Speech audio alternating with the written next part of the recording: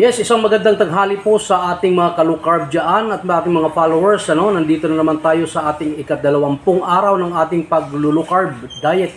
So ngayon ipapakita ko po sa inyo ngayon yung kakainin natin this lunch. Nandito naman yung ito, hindi talaga ito mawawala. Isang fried liempo. Frinay po natin ito sa sarili niyang mantika at saka meron tayong 5 pirasong boiled egg. At nandito po yung baka naninibago kayo kung ano ito.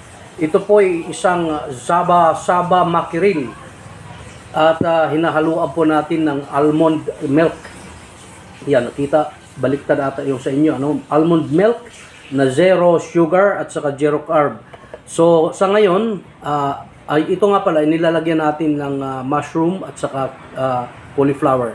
Yun lang po, wala nang halong ibang ingredients daan. So kaya, let's go, kainan na!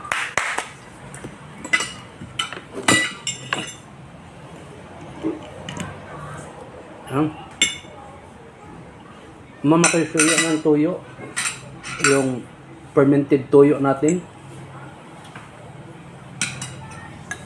Pwedeng sabaw, sarap.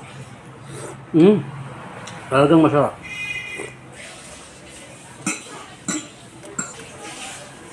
Bukas na naman ulit. Maraming salamat sa inyo.